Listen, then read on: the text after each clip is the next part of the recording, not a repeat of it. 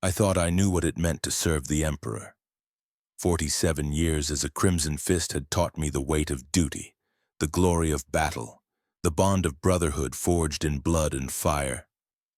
Then the summons came, and I learned that everything I believed about my purpose was merely preparation for something far darker. The Deathwatch does not ask for volunteers. The chapter master's chamber was silent when I entered, a silence that felt heavy and wrong. Usually these halls echoed with the sounds of training, of battle hymns, of brothers preparing for deployment. Today there was nothing.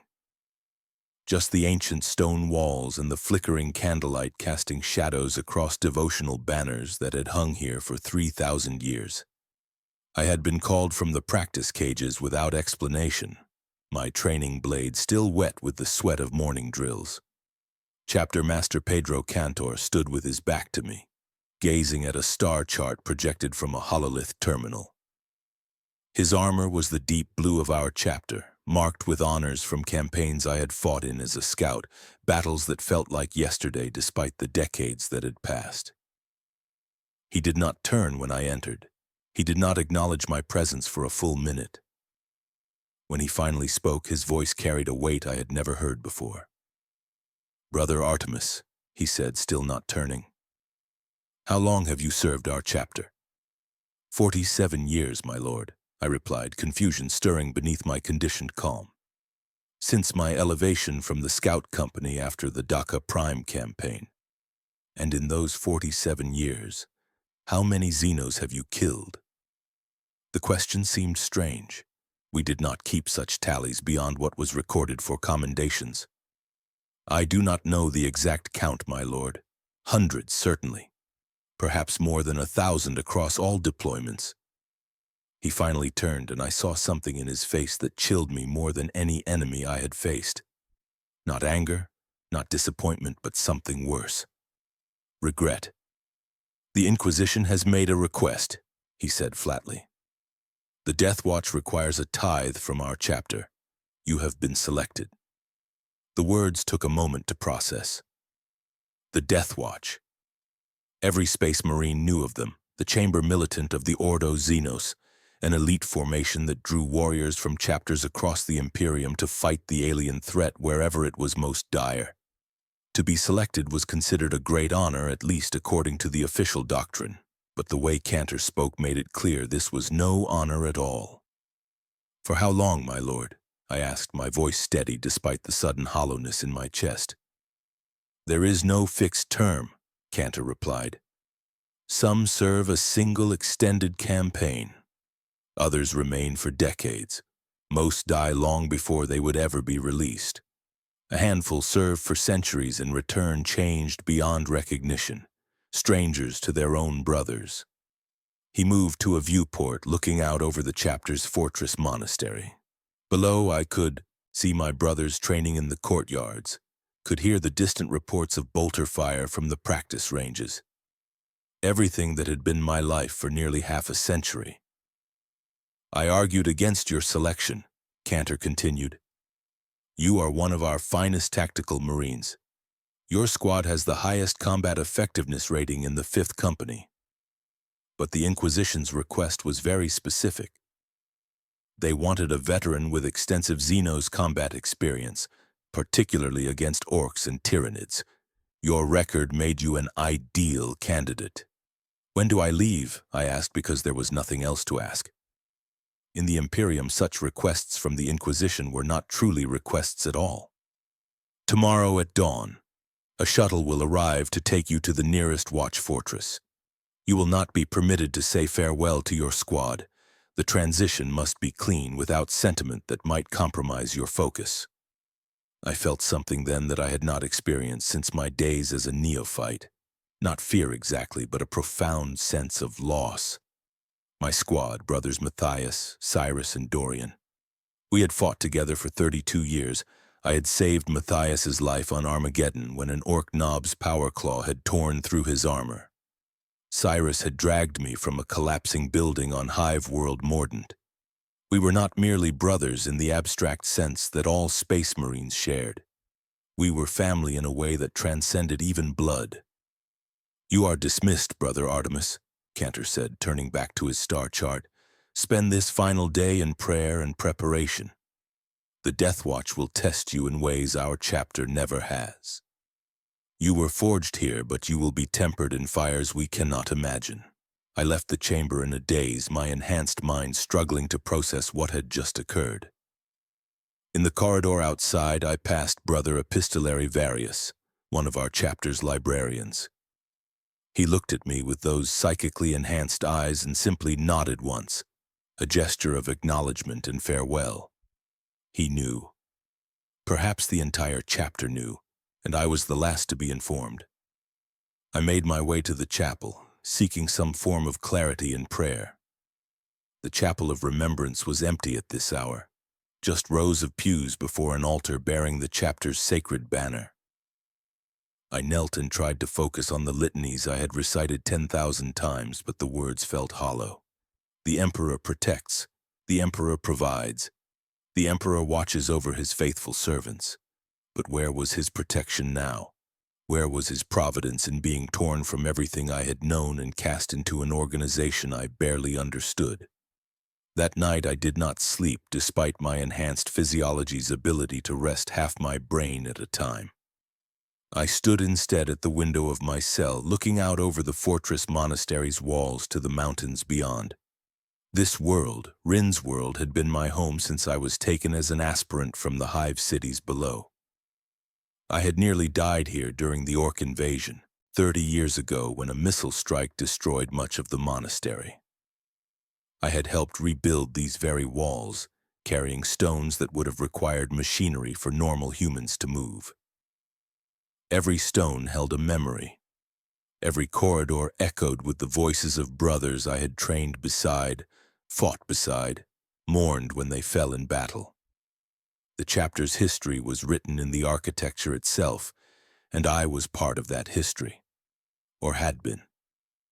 Tomorrow I would become something else, something separate from the continuity that stretched back to our founding in the dark days after the Horus Heresy. I thought of my squad and wondered what they would be told. Would they know I had been tithed to the Deathwatch? Or would they simply receive word that I had been reassigned, transferred to some other duty? Would they wonder if I had failed in some way, if I had committed some error that required my removal? The not knowing would haunt them as it would haunt me to leave without explanation or farewell. Dawn came too quickly, marked by the fortress monastery's bells calling the brothers to morning prayers. I did not attend.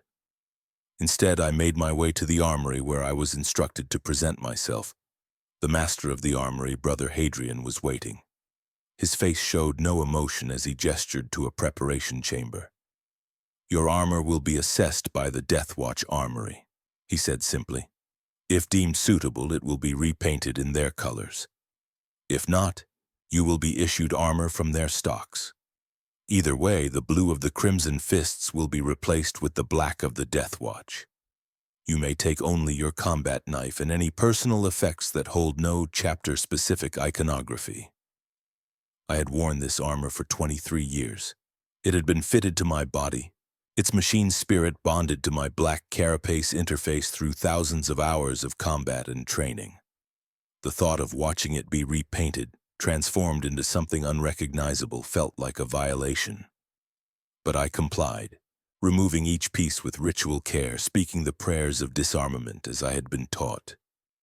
The breastplate with its proud Crimson Fist symbol, the pauldrons bearing squad and company markings, the greaves scarred by shrapnel and alien claws. Each piece was a chronicle of my service, and I was surrendering all of it. When I stood in nothing but my body glove, Hadrian handed me a simple gray robe, the kind worn by chapter serfs. The symbolism was clear. I was being stripped of my identity, reduced to raw material to be reshaped by the Deathwatch. The shuttle arrived precisely at dawn, a matte black craft bearing the inquisitorial seal. No fanfare, no ceremony, just a utilitarian transport coming to collect its cargo. I walked across the landing pad alone, the gray robe offering no protection against the cold morning wind. Behind me, I could feel the fortress monastery, could sense the presence of my brothers even though none had come to see me off. This was by design. Clean breaks healed faster than prolonged farewells. The shuttle's interior was sparse and functional, designed for efficiency rather than comfort. I was the only passenger, a servitor, its human components barely recognizable beneath crude augmetics, gestured to a restraint harness. I secured myself and felt the shuttle lift off, climbing rapidly through the atmosphere. Through a small viewport, I watched Rin's world shrink below me. The fortress monastery became a tiny structure, then a mere point of light, then nothing at all. Everything I had been, everything I had fought for, disappearing into the blue and white sphere of a planet I would likely never see again. The journey to watch Fortress Ariok would take 17 days through the warp. 17 days alone with nothing but my thoughts and the servitor's mechanical presence. No brothers to train with, no squad to maintain cohesion with, no familiar rituals to mark the passage of time. Just silence and the hum of the ship's engines. Watch Fortress Ariok was a monument to paranoia and purpose. A Ramillies-class star fort the size of a small moon, it drifted in the void of the Jericho Reach, deliberately positioned at the edge of the Imperium where Xenos threats emerged from the darkness. As my shuttle approached, I could see the fortress's true scale through the viewport. Weapon batteries capable of cracking battle cruisers jutted from its surface like the quills of some massive beast. Lancer rays tracked my approach with mechanical precision, ready to obliterate any threat that dared approach without proper authorization codes. This was not a place of welcome. It was a place of war. The docking bay was cavernous and cold, lit by harsh industrial lighting that cast deep shadows across the deck. As I descended the shuttle's ramp, I saw them. Space Marines from chapters I had only read about in the Codex Astartes. A towering warrior in the gray armor of the Space Wolves stood near a munitions crate, his long beard braided with bone fetishes and his armor adorned with pelts. Beside him, a Marine in the dark green of the Dark Angels studied a data slate, his expression hidden behind an inscrutable mask of discipline. An Ultramarine in brilliant blue spoke with a tech priest near a servitor maintenance station. A Black Templar knelt in prayer, his black armor covered in purity seals and oath papers. I had never seen so many different chapter heraldries in one place. In my decades of service, I had fought alongside other chapters during major campaigns, but always our forces remained separate, distinct, our chapter identities preserved. Here, that separation seemed to dissolve. These warriors moved through the bay with a strange familiarity, acknowledging each other with nods that suggested they had trained together, fought together, bled together, despite coming from bloodlines that had been rivals for 10,000 years. A figure approached me, his armor painted the black of the Deathwatch, but with a shoulder pad bearing the symbol of the Imperial Fists. His face was a landscape of scars, one eye replaced with a red bionic lens that whirred softly as it focused on me. He carried himself with the authority of command, and I knew immediately this was a watch captain. "Brother Artemis of the Crimson Fists," he stated rather than asked. "I am Watch Captain Tiberian. You are the last to arrive. Your squad is already assembled and has been waiting for 3 days. This is an inauspicious beginning." "Forgive me, Captain," I began, but he raised a hand to silence me. "Your chapter is not responsible for Inquisition transport schedules. But understand this from the beginning. Here, your chapter means nothing. The colors you wore, the honors you earned, the battles you survived, all of it is irrelevant.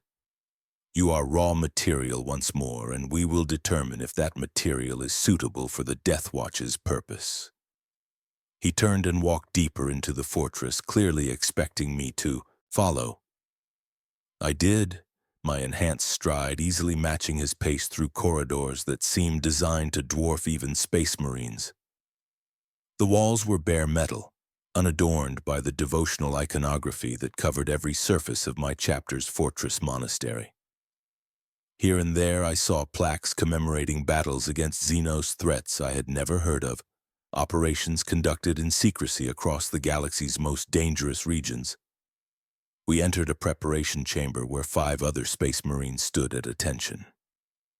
The Space Wolf I had seen earlier was here, as were the Dark Angel, the Ultramarine, and the Black Templar. The 5th was a Marine I did not immediately recognize. His armor bearing the crossed lightning bolts of the Storm Wardens, a chapter I knew only by reputation. "This is Kill Team Sword," Tiberian announced. "You are its 6th and final member. You will train together, fight together, and likely die together. Your survival depends on your ability to function as a single weapon despite the different doctrines your chapters have drilled into you since you were aspirants." The Space Wolf, a warrior who looked like he could tear through bulkheads with his bare hands, grinned at me with teeth that had been filed to points. "Another pretty boy from a civilized chapter," he growled, his accent thick with the inflection of Fenris. "Tell me, Crimson Fist, do you know how to fight or only how to follow your precious codex?" Before I could respond, the Dark Angel spoke, his voice cold and measured. "Control yourself, Brother Hrothgar. We are not here to indulge in chapter rivalries." "Control?" Hrothgar laughed, a sound like grinding stone. "I thought that was your chapter's specialty, Dark Angel. Controlling information, controlling your brothers, controlling who gets to know your precious secrets." The Dark Angel's hand moved toward his bolt pistol, a motion so subtle I barely caught it with my enhanced senses. But the Ultramarine stepped between them, his voice carrying the calm authority of a born commander. "Enough," he said simply. "The watch captain is correct. Our chapters are irrelevant here. I am Brother Maximus, formerly of the Second Company. I suggest we focus on the mission rather than ancient grudges." The Black Templar, who had remained silent until now, spoke in a voice that carried the fervor of absolute faith. "The Emperor united humanity once. We disgrace his vision by allowing our pride to divide us. I am Brother Grimaldus, and I will fight beside any of you regardless of your chapter, so long as you fight for humanity's survival." The Storm Warden nodded slowly. "Brother Kalen," he offered, "I have fought Tyranids for 30 years. I have seen what happens when warriors fail to coordinate. I have no interest in repeating those failures here." All eyes turned to me. I felt the weight of their scrutiny, these veterans from chapters with traditions and doctrines as different from mine as night from day.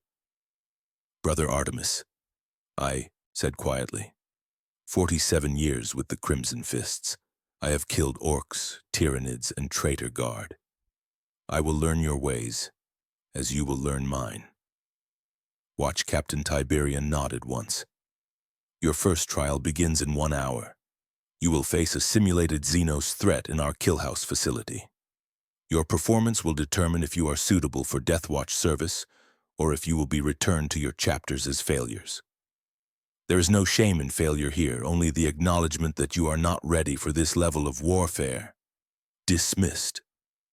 He left us standing in the preparation chamber, 6 warriors who had been forged by different chapters, shaped by different philosophies, but now expected to function as one. The silence that followed his departure was thick with tension and uncertainty. The kill house was a massive structure buried deep within the fortress, a labyrinth of corridors and chambers that could be reconfigured to simulate any combat environment. As we entered, servo skulls descended from the ceiling, their red optic sensors tracking our movements. Somewhere in the fortress, watch captains and senior Deathwatch veterans would be observing, judging every decision, every action, every moment of hesitation. The briefing was simple. Tyranid bioforms had infiltrated a space hulk. Our mission was to penetrate to the hulk's power core and plant melta-charges before extracting. We would face Gaunts, warriors, and possibly a Carnifex. We had 20 minutes. The moment the simulation began, everything went wrong. Hrothgar charged ahead with the berserker fury that space wolves were known for, howling battle cries as he engaged the first wave of Tyranid constructs with his chainsword.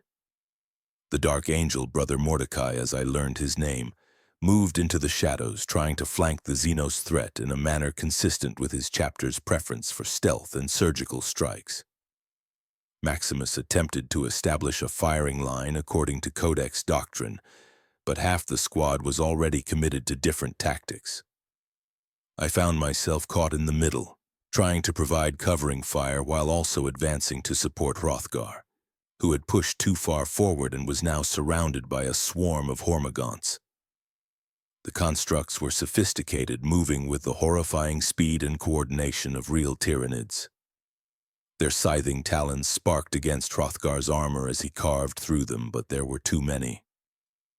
"Fall back!" Maximus shouted. "Establish a defensive perimeter!"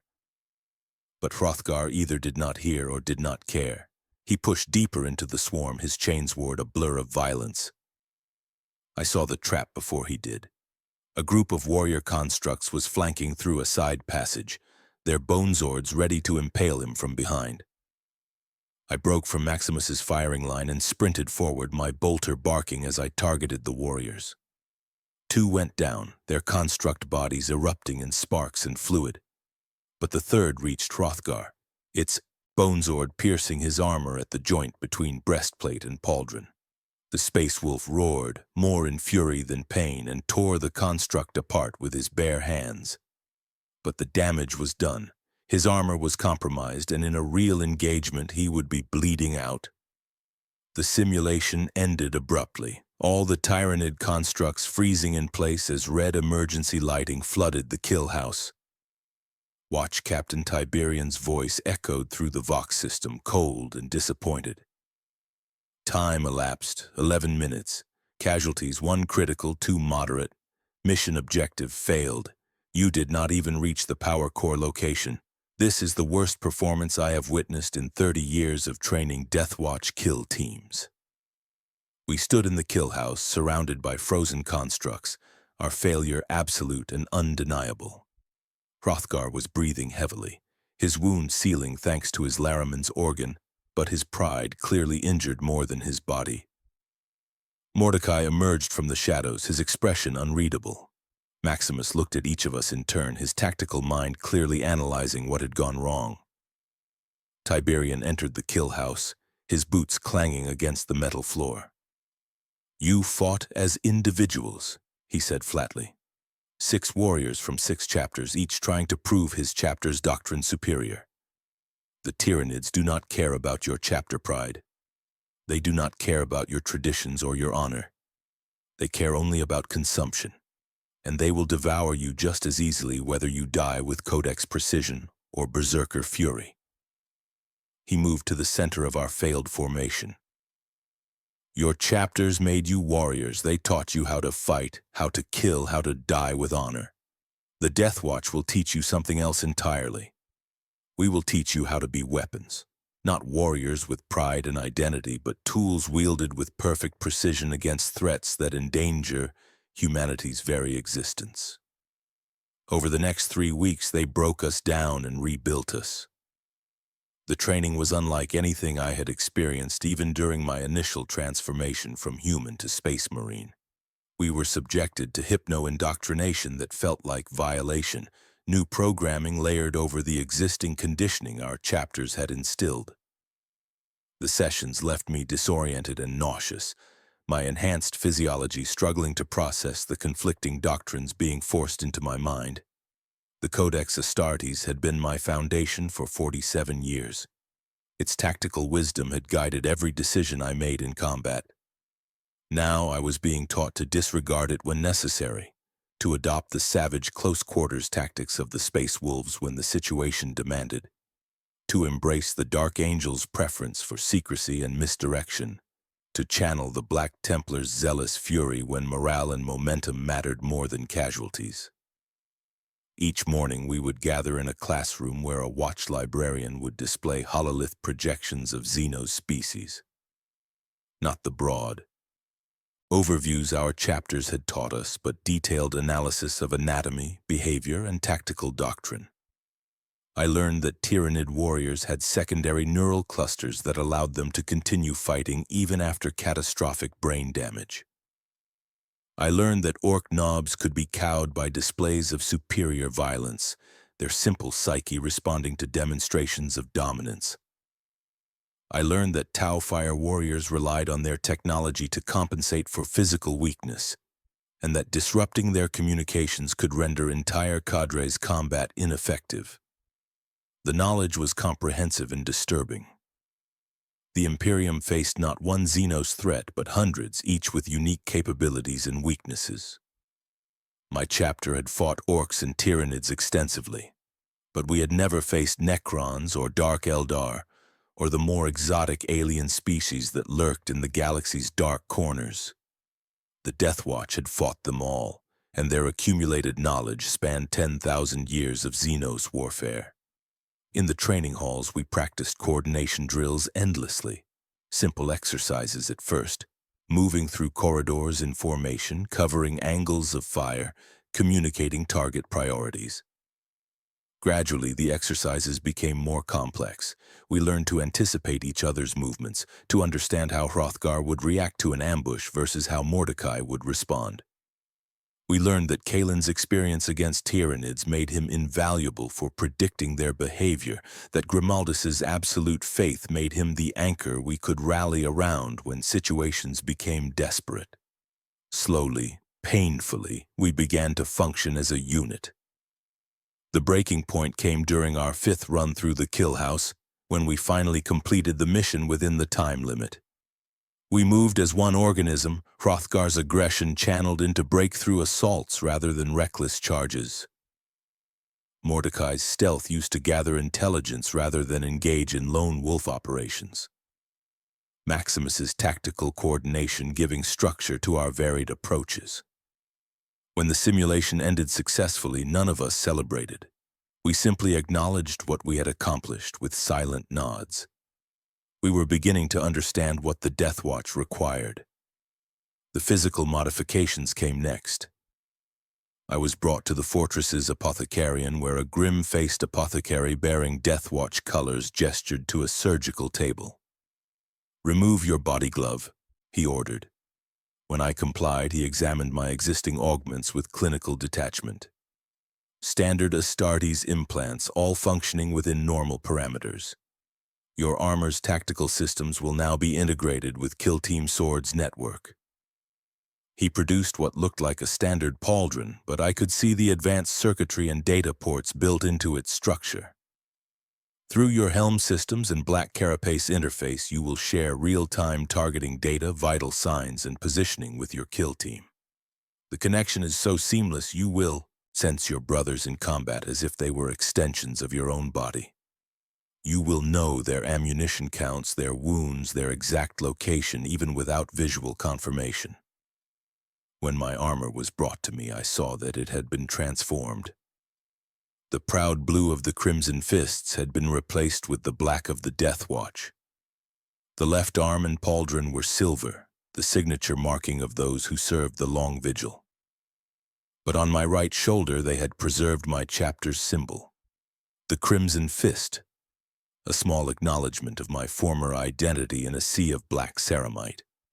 The armor master, a tech priest whose augments had replaced most of his organic components, spoke the rites of armament as he fitted each piece to my body. "This armor has been worn by 17 Deathwatch Marines before you," he intoned in binaric cant that my enhanced hearing translated automatically. 12 died in service. 3 completed their terms and returned to their chapters. 2 remain listed as missing in action, fate unknown. You inherit their legacy of Xenos warfare and their duty to humanity's survival. When the armoring was complete, I stood before a polished metal surface and barely recognized myself. The Marine who stared back wore colors I had known only through legend, bearing a chapter symbol that seemed small and inadequate on the vast expanse of black ceramite. I was no longer Brother Artemis of the Crimson Fists. I was simply Artemis, a weapon of the Deathwatch, my identity subsumed into something larger and far more terrible. The armor's systems came online, and suddenly I was aware of my kill team throughout the fortress, not through any surgical implant or permanent bond, but through the sophisticated tactical network that connected our armor and helms. I could see their biometric data streaming across my display, could sense their positions marked on my autosenses. Hrothgar in the practice cages, his elevated heart rate indicating sparring. Mordecai in the chapel, his vital signs showing deep meditation. The others scattered throughout the facility, each a data point in the network that bound us together. It was not psychic or mystical. It was technology, advanced beyond what my chapter possessed, but technology nonetheless. Yet the effect was profound. When we trained together now, the coordination was unlike anything I had experienced. We moved with a unity that seemed impossible, each Marine aware of the other's actions and intentions through the constant flow of tactical data. We were becoming what the Deathwatch required, not individual warriors, but a single weapon with 6 edges, each honed for different purposes, but all serving the same killing purpose. The mission briefing came 6 weeks into our training. We gathered in a tactical chamber where Watch Captain Tiberian stood before a massive hololith display showing a world I did not recognize. The planet rotated slowly, its surface a patchwork of industrial hives and toxic wastelands. Vangor Prime, according to the data streaming beside the projection. 4 months ago, Inquisitor Valdane received reports of unusual cult activity on Vangor Prime. Tiberian began, his augmented eye focusing on each of us in turn. 3 weeks ago, all communication with the planetary government ceased. 2 weeks ago, an inquisitorial investigation team was dispatched. They sent a single transmission before going silent. That transmission contained 2 words, Genestealer Patriarch. The temperature in the room seemed to drop. Every Space Marine present understood what those words meant. Genestealers were tyrannid vanguard organisms, creatures that infected human populations and created hybrid cults that would weaken a world from within, preparing it for consumption when the hive fleets arrived. If a patriarch had established itself on Vangor Prime, the contamination could be total. Current estimates suggest 40% of the population may be compromised, Tiberian continued. The Planetary Defense Force has been infiltrated at all levels. The governor's own household staff tested positive for Genestealer genetic markers in the last census. This is not a battle. This is an extermination. He manipulated the hololith, zooming into the planet's largest hive city.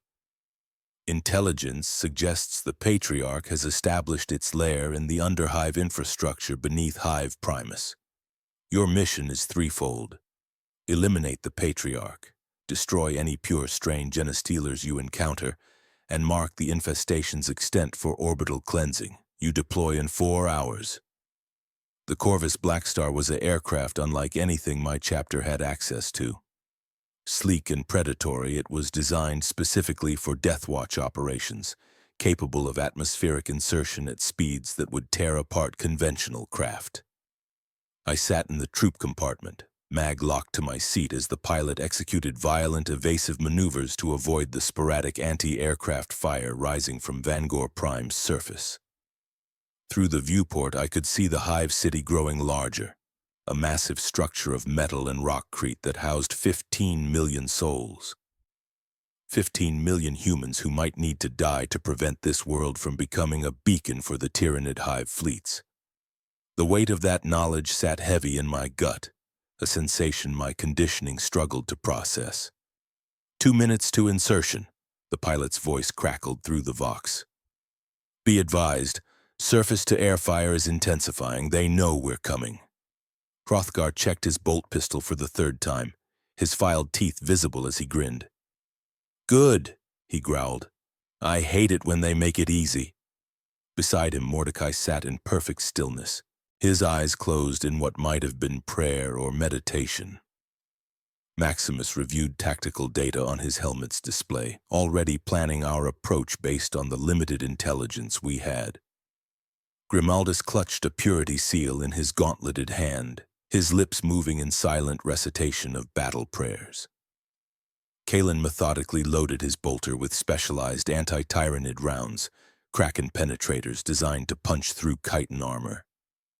Through my armor's tactical network, I felt them all. Their biometric signatures streamed across my display. Hrothgar's eager anticipation showed in his elevated heart rate. Mordecai's cold focus was evident in his controlled breathing and lowered pulse. Maximus's calculating mind manifested in the rapid data queries he ran through his helm systems. Grimaldus's unshakable faith showed in his steady vitals despite the coming battle. Kaelin's grim determination was visible in every methodical movement as he prepared his equipment. We were 6 individuals, but the tactical network made us something more. A weapon with 6 edges, each honed for different purposes, but all serving the same killing blow.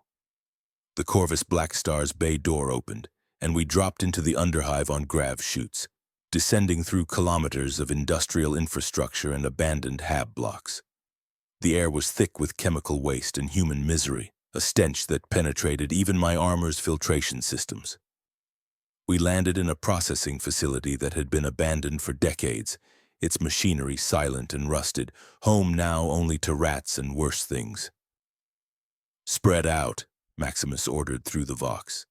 "Standard search pattern. Artemis and Hrothgar, you're with me. Mordecai, take Kaelin and Grimaldus and sweep the eastern sectors. Report any contact immediately." We moved through the underhive with weapons raised, our armor's autosenses piercing the darkness with ease. The tactical network allowed us to maintain perfect spacing, each Marine aware of the other's positions through the constant stream of positional data. We passed through corridors where families had once lived, their possessions now scattered and rotting. Children's toys lay broken on the floor, their cheerful colors faded and covered in filth. The sight should have provoked some emotion, some recognition of the tragedy that had unfolded here, but my conditioning held firm. These were potential infection vectors now, nothing more. The first contact came in a hab block 3 kilometers into the underhive. Maximus raised his fist, signaling a halt. Through the tactical network, I saw what his auto senses had detected, the data automatically shared across our linked systems. Movement ahead, humanoid shapes but with thermal signatures that registered slightly cooler than baseline human. Third-generation hybrids, Kaelin's voice came through the Vox from his position in the eastern sector. "I'm seeing the same thing here. They still look mostly human at this stage. Remember your training." We advanced into the hab block and they were waiting for us. At first glance they appeared human, men, women, even children wearing the ragged clothing of underhive laborers. But my enhanced vision caught the wrongness. Their arms were slightly too long, their heads subtly misshapen. Some had extra fingers, others showed the beginning of chitin plates beneath their skin. And their eyes held an alien intelligence that marked them as something other than human. "Please," one of them called out, a woman holding what looked like an infant wrapped in filthy cloth. "We mean no harm. We are loyal citizens of the Imperium. We have done nothing wrong." She spoke perfect Gothic, her voice carrying the desperation of genuine fear. For a moment, the words almost reached something in me, some remnant of the human who had lived in the underhive of Rin's world and understood the desperation of the downtrodden. But my training held. "Open fire," Maximus ordered. The bolter rounds tore through them with brutal efficiency. The woman with the infant was the first to fall, her body erupting in a spray of blood and alien ichor. The infant she carried was not an infant at all, but an early-generation hybrid, its true form revealed as the wrappings fell away to show a creature more xenos than human, still bearing the horrific alien characteristics of fresh infection. It shrieked with a sound that no human child could make before Hrothgar's bolt pistol silenced it forever. They scattered, trying to flee deeper into the hab block, but there was nowhere to run. We moved through the structure methodically, clearing each room, each corridor. Some tried to fight back with improvised weapons, lengths of pipe and rusted blades. Others begged for mercy in voices that sounded heartbreakingly human. We gave them the Emperor's peace, which is to say we gave them death. When the killing was done, I stood in a room that had once been someone's home. Crude furniture, pictures drawn by children hanging on the walls, a shrine to the Emperor in one corner. The family that had lived here lay dead at my feet, their bodies testimony to the insidious nature of genestealer infection. They had worshipped the Emperor even as their genetics betrayed them, even as the alien DNA rewrote their very essence. "Contact," Mordecai's voice crackled through the vox, urgent and sharp. "Pure strain genestealers, multiple targets, we need support." The tactical network lit up with alerts. Through the shared data streams, I saw Mordecai's position markers flash red, saw Kalen's ammunition counter dropping rapidly, saw Grimaldus's armor registering impact damage. They were 3 kilometers away in the eastern sector. But through the network, I experienced their combat through cascading tactical data. "Moving to support," Maximus snapped, already plotting the fastest route through the Underhive's maze-like structure on our shared display. We ran, our enhanced physiology allowing us to maintain a pace that would have killed unaugmented humans. The distance closed rapidly, tracked in real time through our linked systems. 2 kilometers, 1 kilometer, 500 meters. We burst into a vast chamber that had once been a water reclamation facility. Mordecai, Kalen, and Grimaldus had formed a defensive triangle, their bolters blazing as they held off a swarm of pure strain genestealers. The creatures were horrifying in their alien perfection, their 4 arms ending in claws that could shred ceramite, their movements so fast they seemed to blur. These were not the pathetic hybrids we had slaughtered in the Hab block. These were apex predators, organisms designed by the Tyrannid hive mind for one purpose: to kill. I opened fire without hesitation, my bolter barking as mass-reactive rounds found their targets. The genestealers died, but more emerged from the darkness, an endless tide of claws and teeth and alien hatred. Hrothgar charged into them with a roar, his chainsword screaming as it bit into chitin armor. One genestealer leaped at him, its claws finding the weak point where his breastplate met his helmet. Blood sprayed, but Hrothgar only laughed, tearing the creature apart with his bare hands even as it wounded him. Through the tactical network, data flowed between us in real time. Maximus calculated optimal firing lanes and broadcast target priorities to our displays. Mordecai identified high-value threats and marked them for focused fire. Kalen's decades of experience against tyrannid organisms translated into predictive movement patterns that appeared on our autosenses. Grimaldus's unwavering position became the rally point our formation centered on, his biometric data showing absolute calm despite the carnage. "They're trying to hurt us," Kalen transmitted, his analysis appearing on all our displays simultaneously. Classic genestealer pack tactics. They want us against the western wall where their numbers will overwhelm us. Break east toward the old processing tanks. We moved as one, our formation shifting with fluid precision guided by the constant exchange of positional data and tactical assessment. The genestealers pursued, but we had anticipated their response through the coordinated analysis our network enabled. As they funneled through a narrow passage between the tanks, Grimaldus triggered the frag grenades he had placed during our movement. The explosion was deafening in the enclosed space, and when the smoke cleared, a dozen genestealers lay dead or dying, their bodies shredded by shrapnel. The battle lasted 17 minutes by my armor's chronometer. When it was over, 38 pure strain genestealers lay dead around us. Through the tactical network, I could see the toll the fight had taken. Maximus had taken claw wounds to his left leg, his armor breached and his medical telemetry showing accelerated healing in progress. Hrothgar's helmet had been torn away, his biometrics showing elevated blood loss. That was already being addressed by his enhanced physiology. The rest of us bore minor damage, scored armor and depleted ammunition tracked precisely by our suit systems, but nothing that would compromise our combat effectiveness. "Patriarch's lair should be close," Kalen stated, examining one of the dead genestealers. "Pure strains don't venture far from the breeding chambers. We're within 500 meters, maybe less." We pressed deeper into the underhive, following the trail of alien corruption.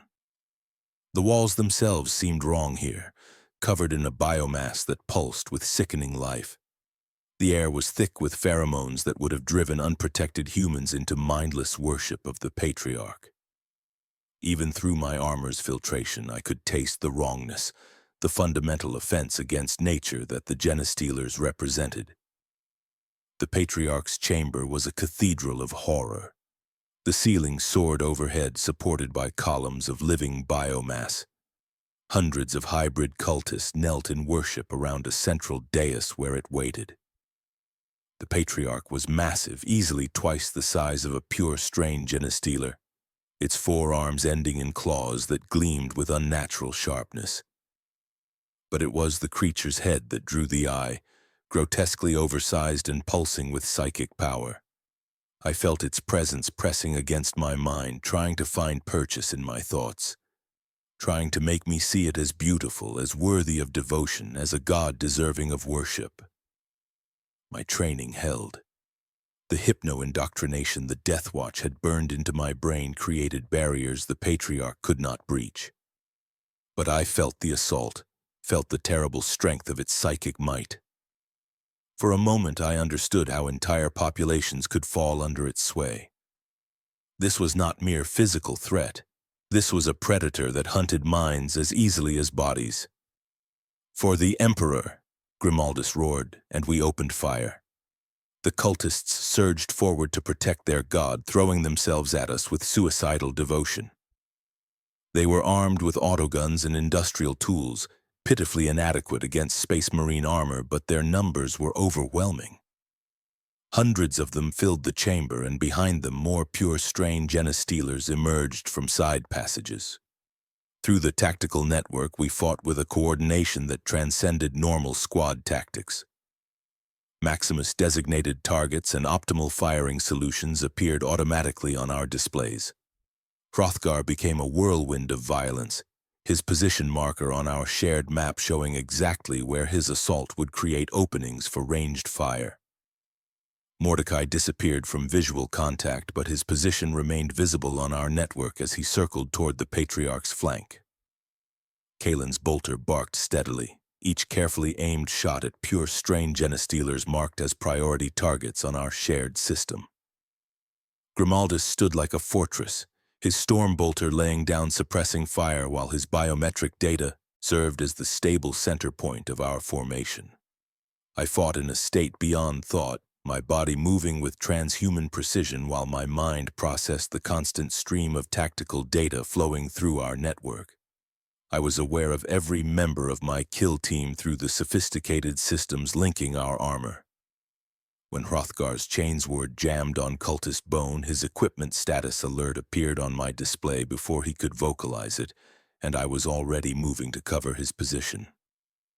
When Maximus's bolter clicked empty, the ammunition depletion registered across the network, and I adjusted my fire to compensate without conscious thought.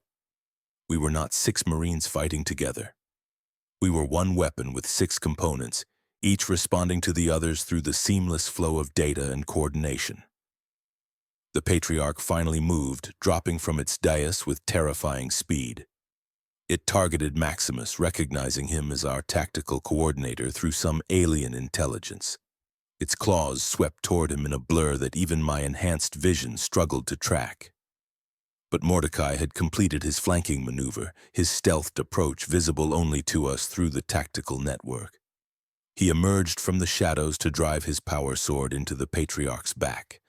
The blade bit deep, crackling with energy as it carved through chitin armor and alien flesh. The Patriarch shrieked, a sound that transcended physical noise and stabbed directly into our minds. Through the tactical network, I saw Kalen's biometrics spike with neural stress, his decades of exposure to tyrannid psychic assaults making him more sensitive to the attack. Grimaldus's vitals showed a momentary disruption, his absolute faith wavering for just an instant under the weight of alien hatred.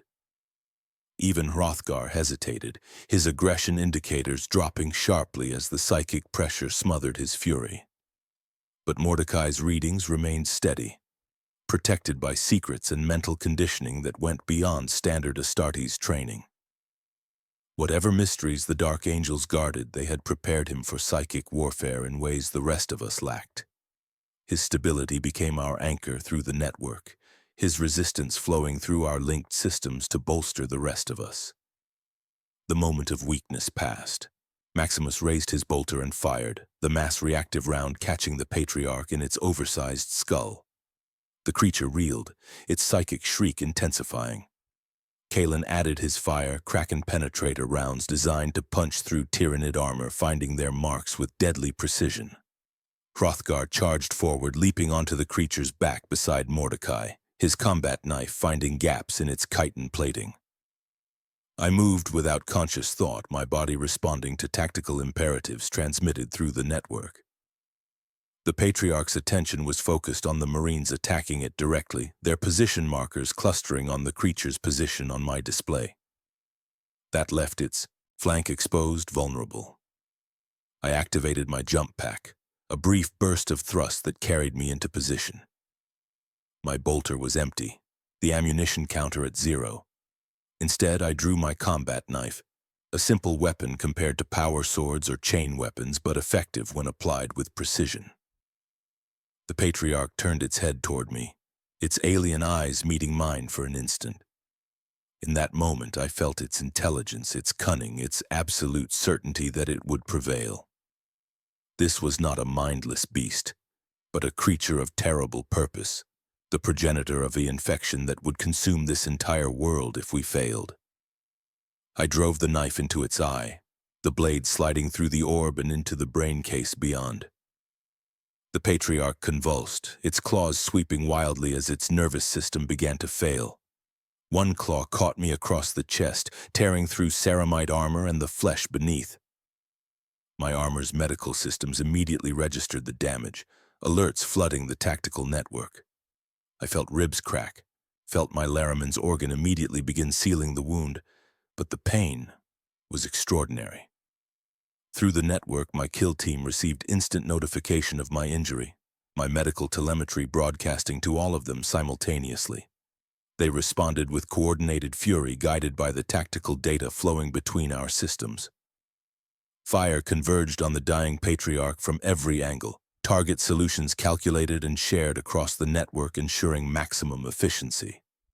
The creature's shriek became a gurgle as its life faded, and then it collapsed, its massive body crashing to the chamber floor with enough force to crack the rockcrete. The cultists broke. Without the Patriarch's psychic dominance holding them, they suddenly saw what they had become, saw the horror of their transformation and the futility of their worship. Some fled screaming. Others simply stood in shock, their minds unable to process the death of their god. We killed them all. There was no mercy to be given. They were contaminated, their genetics corrupted beyond redemption. The Emperor's peace was all we could offer.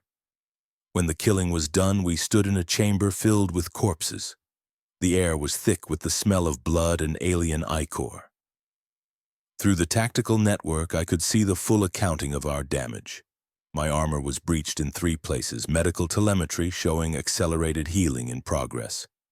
Hrothgar's biometrics displayed significant blood loss from his facial wounds. Maximus's leg injury showed on his damage schematic, movement efficiency reduced by 12%. Kalen's left gauntlet breach exposed flesh to the toxic atmosphere. Grimaldus's armor registered dozens of impact points from claw strikes. Mordecai had sustained injuries his medical systems cataloged, but he refused to acknowledge. But we had succeeded. The Patriarch was dead. Its brood chambers would be sterilized by orbital bombardment, and Vangor Prime might yet be saved, though the cost would be measured in millions of lives. Mission accomplished, Maximus transmitted to Watch Fortress Arioch. Patriarch eliminated. Recommend immediate orbital cleansing of Hive Primus levels 80 through 120. Contamination is total. The response came from Watch Captain Tiberian himself. Confirmed. Cleansing barrage will commence in 40 minutes. Extract immediately to designated coordinates. Well done, Kill Team Sword. As we made our way back through the underhive toward the extraction point, I thought about the family I had killed in that hab block, about the woman with the infant that was not an infant, about the cultists who had died protecting a god that had used them as nothing more than tools for its species' expansion. They had been human once, or their ancestors had been. Now they were extinct, erased from existence to prevent a greater catastrophe. This was Deathwatch warfare. Not glorious charges against enemy strongholds, not heroic last stands that would be remembered in chapter legends, but ugly, necessary killing in the dark places where humanity's enemies bred in secret. We were not heroes. We were exterminators, and the work would never be done. The Corvus Black Star pulled away from Vangor Prime as the orbital bombardment began. Through the viewport, I watched lance strikes rain down upon Hive Primus, each beam of concentrated energy vaporizing entire city blocks. The explosions bloomed like flowers across the Hive's surface, beautiful and terrible in equal measure. 4 million souls lived in the sections we had marked for cleansing. 4 million humans who would die because we had found evidence of genestealer contamination in their midst. Some were infected, their genetics corrupted by alien touch. Others were clean, innocent civilians whose only crime was living too close to the cancer we had excised. The Imperium made no distinction. Contamination was absolute, and the response was equally absolute. "First mission complete," Hrothgar said, strapping himself into his seat as the Black Star accelerated away from the planet. His face had been cleaned of blood, but the wounds remained. Angry red lines across his features that would soon become new scars to add to his collection. A good hunt. The Patriarch died well. Kalen shook his head slowly, his expression distant. The Patriarch died like they all die. Defiant to the end, certain of its purpose even as we ended it. I have killed 17 Patriarchs in my years with the Deathwatch. They never learn, they never adapt. The hive mind sends them to infect and prepare worlds, and we kill them. The cycle continues. The cycle must continue, Grimaldus stated with absolute certainty. Until the last Xenos is purged from the galaxy, until humanity stands alone and triumphant, we will fight this war. The Emperor wills it, and so it shall be. Mordecai remained silent, his eyes closed as if in meditation. Through the tactical network, I could see his biometric data showing deep contemplation, but his thoughts remained his own. Whatever he had discovered during the mission, whatever intelligence he had gathered while operating in the shadows, it was locked away behind barriers that even our sophisticated systems could not penetrate. The Dark Angels kept their mysteries, even among brothers who had shed blood together. Maximus was reviewing after-action reports on his helmet's display, his tactical mind already analyzing what we had done right and what could be improved. Our coordination improved significantly from the training simulations, he observed. Response times were within acceptable parameters. Ammunition expenditure was higher than ideal, but given the target density, understandable. Artemis, your flanking maneuver against the Patriarch was effective, though it left you exposed to counterattack. In future engagements, ensure you have support before committing to such actions. I nodded, accepting the criticism. My wound had already sealed, the Laraman's organ and enhanced healing factors knitting broken ribs and torn flesh with speed that would seem miraculous to baseline humans. By the time we reached Watch Fortress Arioch, the injury would be little more than a memory, though my armor would require extensive repair. The journey back took 4 days through the warp. We spent the time in maintenance and meditation, each Marine tending to his weapons and armor according to the rites his chapter had taught him. I found a strange comfort in the familiar rituals, speaking the prayers of maintenance over my bolter, even though it now bore Deathwatch markings rather than Crimson Fist heraldry. The words were the same, the devotion unchanged even if the colors I wore had been transformed. Watch Captain Tiberian was waiting in the hangar when we docked. He examined us with his augmented eye, noting our wounds and the condition of our equipment. Acceptable performance, he stated, which from him was apparently high praise. The Patriarch's death has been confirmed. Vangor Prime's infection will be contained. The Ordo Xenos considers this mission a success. He paused, his expression unreadable. You believed this was a significant victory. It was not. While you were cleansing Vangor Prime, 17 other Genestealer cults were identified across the sector. 3 have already progressed beyond containment and require full planetary extermination protocols. The Inquisition lacks sufficient Deathwatch resources to address all threats simultaneously. You will deploy again in 6 days. The words settled over us like a physical weight. 6 days. Barely enough time to repair our equipment and recover from our injuries. In my chapter, an operation of this magnitude would have been followed by weeks of rest and recovery, time to honor the fallen and celebrate the victory. Here there was no celebration. There was only the acknowledgement that the work continued, that the threats never ceased, that the vigil was eternal. Dismissed, Tiberian said. Report to the apothecarian for medical assessment, then tend to your equipment. Brother Artemis, remain. I would speak with you. The others filed out, leaving me alone with the watch captain. He studied me for a long moment, his augmented eye whirring softly as it focused on different aspects of my armor and bearing. You were a Crimson Fist for 47 years, he finally said. You know the story of your chapter's founding, the legacy you inherited from the Imperial Fists. I do, I replied, uncertain where this was leading. Your chapter is built upon the principles of the Codex Astartes. Discipline, tactics, measured response to threats. These are valuable qualities. He moved to a viewport looking out at the void beyond the fortress. But they are not sufficient for Deathwatch service. The Codex Astartes was written 10,000 years ago by Robert Guilliman, blessed be his name. It is a masterwork of military doctrine, but it was written for conventional warfare between human armies. The Xenos threats we face do not follow human logic. They do not fight according to human tactics. Tyranids are a hive mind that learns and adapts with each engagement. Orcs grow stronger through violence and belief. Necrons possess technology that makes our most advanced systems look primitive. The Codex provides a foundation, but it is not gospel. He turned back to me, his bionic eye gleaming. You hesitated during the mission.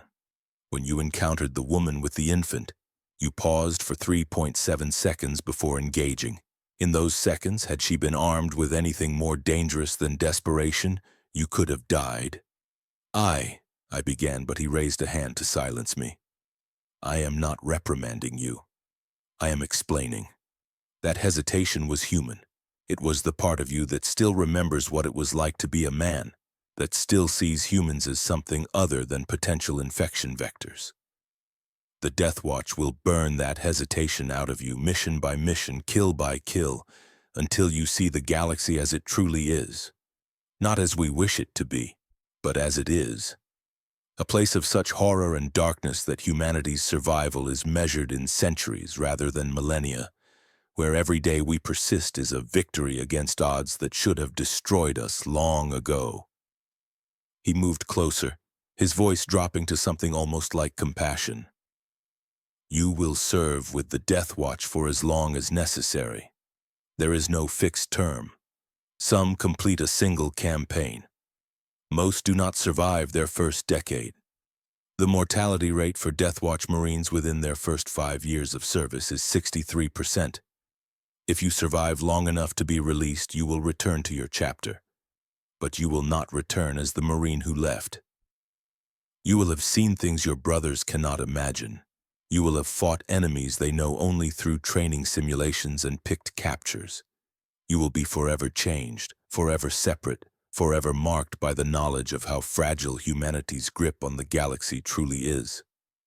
I understand, I said, though I was not certain I did. No, Tiberian replied. You do not. Not yet.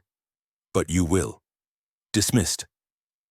I made my way to my assigned quarters, a small cell not unlike the one I had occupied at my chapter's fortress monastery. The only decoration was a small shrine to the Emperor, and beside it I had placed the single personal item I had been permitted to bring, a purity seal from my first campaign as a full battle brother. It seemed like a relic from another life now, a connection to an identity that grew more distant with each passing day. I knelt before the shrine and tried to pray, but the words felt hollow. The Emperor protects, the familiar liturgy began, but does he? Did he protect the 4 million souls we had just condemned to death? Did he protect the countless humans across the galaxy who fell to Xenos predation every day? Or was the Emperor simply too distant, too occupied with holding back the tides of chaos to concern himself with individual suffering? These were dangerous thoughts, the kind that led to doubt and heresy. I pushed them aside and focused instead on my duty. The Deathwatch had given me purpose.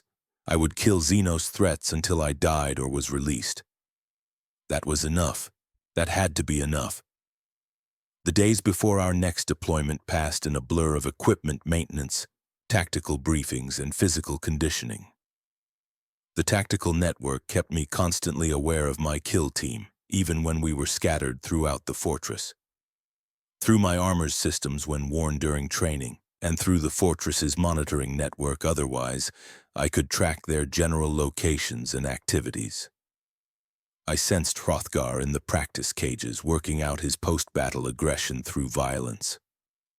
I knew Mordecai spent hours in the archives, researching something he would not share. I was aware of Maximus reviewing tactical data, his mind constantly processing and optimizing. I could tell when Grimaldus was in the chapel, lost in prayer and devotion. I knew when Kalen was in the armory preparing specialized ammunition for threats only he had the experience to anticipate. On the 5th day, I was summoned to the observation deck where I found a Marine I had not seen before. His armor bore the white of an apothecary, but the Deathwatch symbol on his shoulder marked him as one of us. He stood before a massive viewport watching servitors work on the fortress's exterior hull. "Brother Artemis," he said without turning, "I am Apothecary Soren. I have served the Deathwatch for 127 years. The number shocked me. 127 years of constant deployment against the galaxy's most dangerous Xenos threats. It seemed impossible that anyone could survive that long, fight that many battles, witness that much death and horror. He turned, and I saw that his face was more machine than flesh. Bionic eyes, augmented jaw, neural implants visible beneath synthetic skin. His left arm had been replaced entirely with a power fist modified to incorporate medical tools. His right leg was obviously prosthetic, moving with mechanical precision. He was a testament to the Deathwatch's toll, a warrior who had survived by replacing the parts of himself that failed until almost nothing organic remained. "You are wondering how I have endured so long," he stated rather than asked. "The answer is simple. I remember why I fight." He gestured to the viewport, to the void beyond. Out there, humanity clings to existence on a million worlds. Most humans will never know that we exist. They will never know the threats we face, the horrors we contain, the extinction-level events we prevent. They will live their brief lives in ignorance, and that is exactly as it should be. We bear the burden of knowledge so they do not have to. He moved closer, his bionic eyes focusing on me with uncomfortable intensity. "Your chapter taught you to fight for the Emperor, for the Imperium, for glory and honor. These are good motivations for conventional warfare. But the Deathwatch fights for something simpler and more fundamental. We fight so that humans can continue to exist, to breed, to spread across the stars. Not because they are worthy or righteous or holy, but because they are human and we are human. And that bond is all that matters in a galaxy that wants to destroy us. The woman you killed on Vangor Prime," he continued, "the one with the infant, she was human once. Perhaps she was a good mother, perhaps she loved her child, Perhaps she prayed to the Emperor every night. But the moment the Genestealer infected her bloodline, she became something else. Not by choice, not through any failing of faith or character, but through biological contamination beyond her control. You gave her mercy. You ended her before the transformation was complete, before she could spread the infection further. That is the Deathwatch's purpose. We are not warriors seeking glory. We are humanity's immune system, identifying and destroying threats before they can metastasize. He turned back to the viewport. I have replaced most of my body over the decades. Each piece of flesh sacrificed bought time for humanity to persist a little longer. When I finally die, truly die beyond the ability of augments to sustain me, I will have earned my rest. Until then, I serve. This is what it means to be Deathwatch. This is the truth you must accept. The next morning brought new orders. A Necron tomb world had begun activation sequences in the Orpheus sector. Early reconnaissance suggested a dynasty of significant power was awakening, with the potential to cleanse dozens of nearby systems of organic life. Our kill team was being deployed as part of a larger strike force to assess the threat and, if possible, eliminate or delay the awakening. I stood in the armory as the tech priests performed final checks on my repaired armor. The breach in my chest plate had been sealed, the ceramite blessed and re-annealed according to ancient rites. My bolter had been serviced and loaded with fresh ammunition, each round inscribed with prayers of accuracy and destruction. My combat knife had been sharpened to a molecular edge, ready to bite into whatever Xeno's flesh I encountered. Through the tactical network active in the armory, I felt my kill team assembling. Hrothgar's biometrics showed eager anticipation for battle. Mordecai's data streams indicated he was running final equipment checks with methodical precision. Maximus was coordinating logistics through the fortress systems. Grimaldus's vitals radiated the steady calm of zealous certainty. Kalen was grimly preparing for another deployment, his experience evident in every efficient movement tracked by the facility's sensors. We were no longer strangers forced together. We were a weapon, each component essential to the whole, bound together by technology and purpose. I thought of my former chapter, my brothers who were deploying on their own campaigns across the sector, fighting their own battles for the Emperor's glory. I wondered if they thought of me, if they wondered where I had gone and what I was doing. I wondered if any of them understood what the Deathwatch truly was, what it demanded, what it cost. Before leaving the armory, I accessed a data terminal and composed a brief message to my chapter master. The words came with difficulty, filtered through years of conditioning and recent trauma. Chapter Master Cantor, I have completed my first mission with the Deathwatch. I am alive. I am functioning. I do not know when I will return or if I will return, but I understand now why the Inquisition's request was not negotiable. The threats we face here are not like conventional warfare. This is not about glory or honor. This is about survival. Please tell my former squad that I think of them. Please know that I serve the chapter's legacy even in these dark places. In the Emperor's name, Brother Artemis. I sent the message knowing it might never reach him, that inquisitorial security protocols might intercept and delete it. But the act of writing it brought some small measure of closure, a final acknowledgement of the life I had left behind. The Corvus Blackstar waited in the hangar, its engines already warming. Kill Team Sword assembled at the boarding ramp, 6 warriors from 6 chapters now united in purpose if not in origin. Watch Captain Tiberian stood nearby, observing our preparation. The Necrons are older than the Imperium, he stated. Older than humanity itself. They commanded the galaxy when our ancestors were barely evolved primates.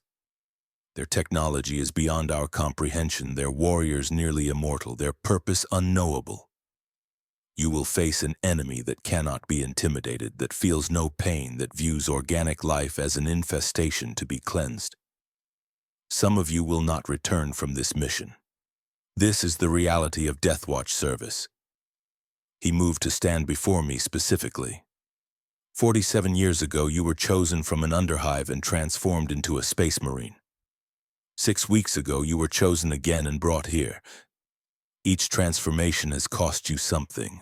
Your humanity, your chapter identity, your illusions about the nature of warfare. The final transformation is yet to come. When you truly understand what we fight against, when you see the full scope of the threats that surround humanity on all sides, you will either break or you will become something beyond what any chapter could forge. The Deathwatch creates not merely warriors but watchers on the wall at the edge of forever. We boarded the Black Star, mag locking into our seats as the engines roared to life. As the craft lifted off and accelerated toward the warp translation point, I accessed the tactical network one final time before deployment. Through the sophisticated systems linking our armor and the ship, I felt my brother's presence. Hrothgar's determination, Mordecai's focus, Maximus's coordination, Grimaldus's faith, Kaelin's experience. All of it flowing through the data streams that bound us together.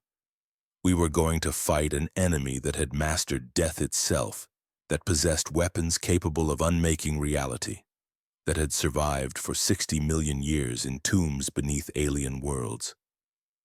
My chapter had taught me to be a warrior. They had given me strength, skill, and purpose. But the Deathwatch was teaching me something else entirely. They were teaching me to be afraid, not for myself, but for humanity as a whole.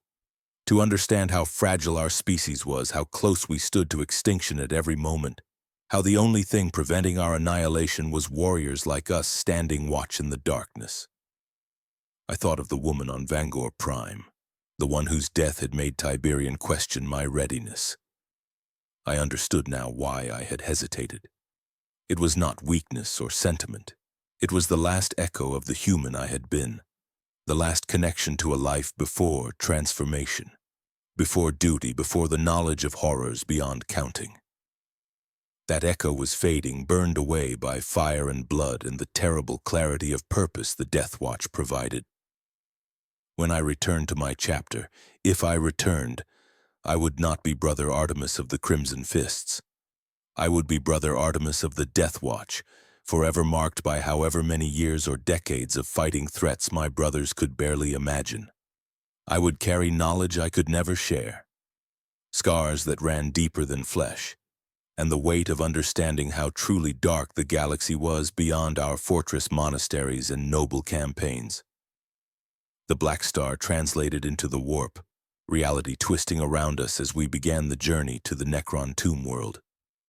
I closed my eyes and let the tactical network's data streams wash over me, feeling my kill team's presence through the technology that connected us, knowing that whatever awaited us, we would face it together.